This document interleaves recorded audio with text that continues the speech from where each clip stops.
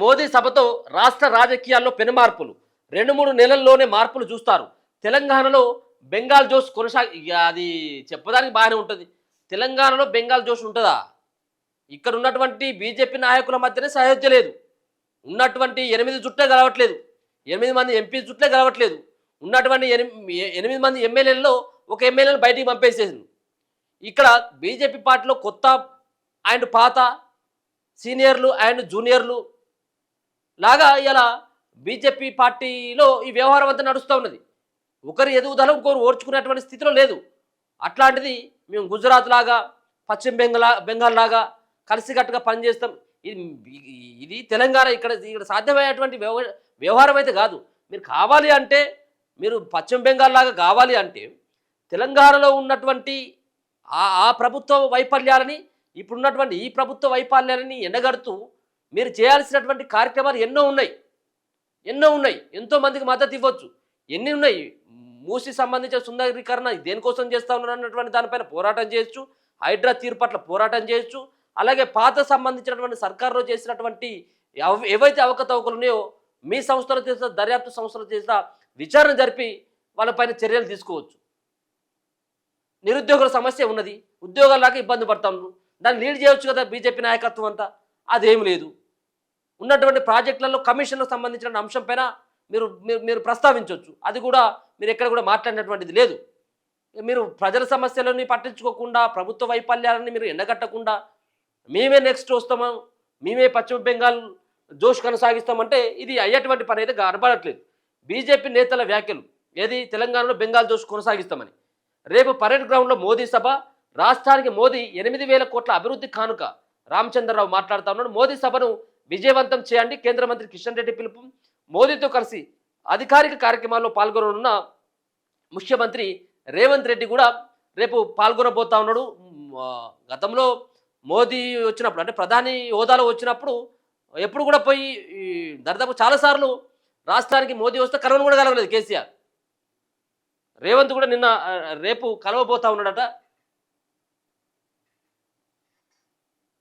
నిన్న bike rally RTC ఆ cross రోడ్లో నుంచి అమీర్పేట వరకు పెద్ద ఎత్తున బీజేపీ పార్టీ శ్రేణులంతా కూడా బైక్ ర్యాలీ తీయడం జరిగింది. దాదాపుగా 2 లక్షల మందిని తరలించాలనేటువంటి ఒక ప్రయత్నం చేస్తూ ఉన్నారు. మొదటిసారిగా వస్తున్నాడు ఆయన. మూడోసారి ఆయన ప్రధాని అయిన తర్వాత మొదటిసారి తెలంగాణకు వస్తూ ఉన్నాడు. అంతేకాకుండా చాలా సంబంధించినటువంటి హైవే రోడ్స్ కావచ్చు, అలాగే రైల్వే లైన్లు కావచ్చు, అలాగే బీబీనగర్ ఎయిమ్స్ కావచ్చు, ఇటువంటి సంబంధించిన కొన్ని పనులకి ప్రారంభోత్సవాలు, శంకుస్థాపనలు చేయడంతో పాటు భారీ బహిరంగ సభకి ప్లాన్ చేయడం జరిగింది. సో ఒకసారి ఒక పక్కన ఆయన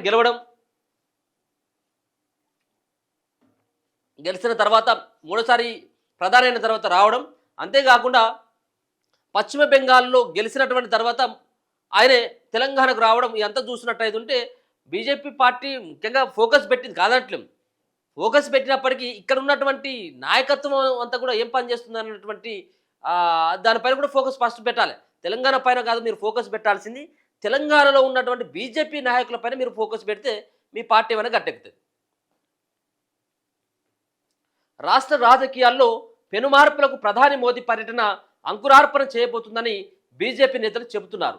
ఆయన పర్యటన తర్వాత రాష్ట్రంలో రాజకీయ సమీకరణాలు మారబోతున్నాయని అంటున్నారు. అది కూడా 2-3 నెలల్లోనే జరగబోతుందని పేర్కొంటున్నారు. ఏమవుతుంది? 2-3 నెలల్లో ఉన్నటువంటి ఎలక్షన్స్ ఏంటి? ఇలా జిహెచ్ఎంసీ ఎన్నికలు, హైదరాబాద్ ఎన్నికలు ఉన్నాయి కదా, 3 మేయర్ పీఠాలు ఉన్నాయి కదా. సో ఈ 3 మేయర్ పీఠాలు కూడా మా పార్టీ మేమే కైవసం చేసుకుంటాం మా పార్టీ అని చెప్పేసి బీజేపీ పార్టీ అనుకుంటా ఉన్నది. అంటే ఈ 3 నెలల్లో ఇవే మనం మార్పులు చూడబోతా ఉన్నది అన్నది. మొన్న వచ్చినటువంటి ఎన్నికల్లో దాదాపుగా 12,000 పైకి ఉన్నటువంటి గ్రామ పంచాయతీల్లో 700 మాత్రమే వాళ్ళు గెలిచినట్టుగా ఉన్నది. ఏది? BJP party. సో విఫలమైపోతా ఉన్నది బీజేపీ పార్టీ. సో ఎట్లా ఈ సిటీ గ్రేటర్ హైదరాబాద్లో జరిగేటువంటి ఎన్నికల్లో ఆ పార్టీకి ఏ విధమైనటువంటి మద్దతు ఉంటుందని కూడా చూడాలి. సో 2-3 నెలల్లోనే జరగబోతుందని పేర్కొంటున్నారు. వ్యూహాత్మకంగానే 5 రాష్ట్రాల ఎన్నికల ఫలితాల తర్వాత తెలంగాణలో మోదీ బహిరంగ సభను ఏర్పాటు చేసినట్లు చెబుతున్నారు. బెంగాల్లో పార్టీ విజయబావుట ఎగరబోతున్నట్లు స్పష్టత వచ్చిన రోజే తెలంగాణలో సభను ఖరారు చేసినట్లు ఆ పార్టీ ముఖ్య నేత ఒకరు చెప్పారు. అస్సాం, బెంగాల్లో సాధించిన విజయ పరంపరను తెలంగాణలో కొనసాగించేందుకు అంతర్గత కార్యాచరణ అమలు చేస్తున్నట్లు తెలిపారు. రాష్ట్రంలో అధికారంలోకి వచ్చేందుకు అనుసరించబోయే కార్యాచరణలో భాగంగా ప్రధాని నరేంద్ర మోదీ దశల వారీగా పర్యటించబోతున్నారు. కేంద్ర హోంశాఖ మంత్రి అమిత్ షా, పార్టీ జాతీయ అధ్యక్షుడు నితిన్ నబీన్తో పాటు పార్టీ అగ్రనాయకులు విస్తృత పర్యటనలు చేయబోతున్నారు. ఇక్కడ పార్టీ కార్యక్రమాలు అగ్రనాయకులు స్వయంగా పర్యవేక్షించనున్నారు అని పార్టీ కీలక నేత ఒకరు వెల్లడించారు. ఆదివారం సాయంత్రం సికింద్రాబాద్లోని పరేడ్ గ్రౌండ్లో జరిగే సభలో ప్రధాని కూడా పాల్గొనబోతా ఉన్నారు. 8,000 కోట్ల పనులకు ఆయన ప్రారంభించబోతా ఉన్నారు మోదీ. ప్రధాని మోదీ రాష్ట్రంలో దాదాపు 8,000 కోట్ల అభివృద్ధి పనులకు శంకుస్థాపనలు, ప్రారంభోత్సవాలు చేయబోతున్నారు. ఆదివారం మధ్యాహ్నం 2:40 ప్రత్యేక విమానంలో ఆయన హైదరాబాద్ చేరుకుంటారు. హెచ్ఐసిసిలో జరిగే అధికారిక కార్యక్రమంలో పాల్గొంటారు. అక్కడి నుంచి Zaheerabad integrated industrial park city, అలాగే NH-167 అంటే గూడబల్లేరు అండ్ మహబూబ్ నగర్ విస్తరణ పనులకు శంకుస్థాపన చేస్తారు. పిఎం మిత్ర యోగా టెక్స్టైల్ పార్క్ అంటే వరంగల్తో పాటు మల్కాపూర్ గ్రీన్ఫీల్డ్ పెట్రో టెర్మినల్ను ప్రారంభిస్తారు. Kazipet to Vijayawada multi track project 118 కిలోమీటర్లు, కాజిపేట ఆర్యూబీ బైపాస్ లైన్ 21 కిలోమీటర్లను జాతికి అంకితం చేస్తారు. ప్రధాని పాల్గొనే అధికారిక కార్యక్రమంలో ముఖ్యమంత్రి రేవంత్ రెడ్డి కూడా పాల్గొంటారు. ఈ సందర్భంగా తాము తుమ్మిడిహెట్టి వద్ద బరాజును 150 మీటర్ల ఎత్తులో నిర్మించుకునేందుకు మహారాష్ట్ర ప్రభుత్వాన్ని ఒప్పించాలని ప్రధానికి సీఎం వినతి పత్రం అందించేటువంటి అవకాశం కూడా కనబడతా ఉన్నది. ఈ అన్నిటిని కూడా జాతికి అంకితం చేయబోతా ఉన్నారు. సో మోదీ సభకు భారీ ప్రచారం అట. ప్రధాని పర్యటనను విజయవంతం చేసేందుకు బీజేపీ నేతలు, కార్యకర్తలు ఇంటింటి ప్రచారం చేస్తున్నారు. హైదరాబాద్ నగరాన్ని వాల్ పోస్టర్లు, హోర్డింగ్లతో నింపేశారు. హైదరాబాద్, సైబరాబాద్, మల్కాజ్గిరి జిల్లాల నుంచి భారీగా జనాన్ని తరలించడానికి ప్రయత్నాలు జరుగుతున్నాయి.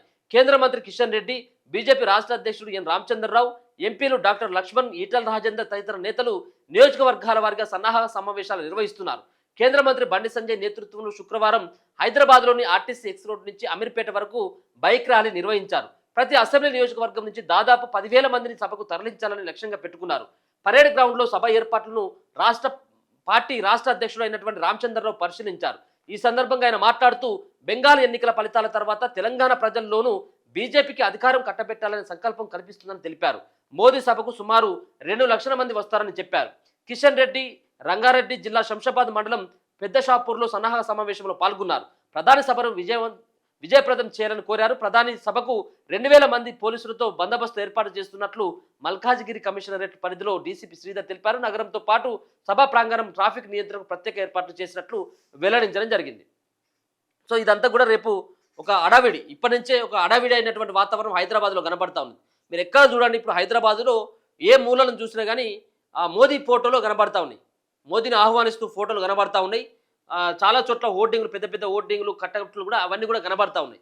ఇదంతా కూడా బీజేపీ పార్టీ రాజకీయంగా ఇక్కడ ఎదగడం కోసం, రాజకీయంగా ఇంకా బలోపేతం కావడం కోసం బీజేపీ పార్టీ ప్రయత్నాలు చేస్తూ ఉన్నది. మోదీ సభని సైతం కూడా ఇక్కడ ఉన్నటువంటి ఆ రోజు ఉన్నటువంటి కేసీఆర్ ప్రభుత్వాన్ని, ఈ రోజు ఉన్నటువంటి రాష్ట్ర ప్రభుత్వాన్ని సైతం కూడా మోదీ విమర్శించబోతా ఉన్నాడు అన్నటువంటి కొన్ని వార్తలు అయితే బయటకు వస్తా ఉన్నాయి. చూడాలి. సో పశ్చిమ బెంగాల్తో పాటు మిగతా 2 రాష్ట్రాల్లో విజయబావుట ఎగిరేసినటువంటి బీజేపీ పార్టీ తెలంగాణలో కూడా మరి పార్టీ జెండా ఎగిరేసేటువంటి అవకాశం ఉంటుందా, పార్టీ అధికారంలోకి వచ్చేటువంటి అవకాశం ఉంటుందా అనేది కూడా చూడాలి. సో ఒకసారి బీజేపీ పార్టీ అగ్రనాయకత్వం అంతా కూడా ఫోకస్ పెడితే ఖచ్చితంగా అక్కడ పాగా వేయాల్సిందే అన్నటువంటి ఒక నానుడి ఉంటుంది. కానీ మరి తెలంగాణ వేరు, అన్ని రాష్ట్రాలు వేరు అన్నటువంటి ఒక నినాదం కూడా కనబడతా ఉంటుంది. తెలంగాణలో చాలా మంది కొంత ఆల్టర్నేట్ కోసం ఎదురు చూస్తున్నటువంటి మాట వాస్తవమే. కానీ ఆ ఆల్టర్నేటివ్ బీజేపీ అవుతుందా అంటే అది కొంత ప్రశ్ననే అది కూడా. ఎందుకంటే వాళ్ళు ప్రజాక్షేత్రంలో పెద్దగా తిరిగినటువంటిది ఏం కనబడట్లేదు కదా. ప్రజాక్షేత్రం నుండి ప్రజల తరపున పోరాడినటువంటి పెద్దగా ఏముండవు.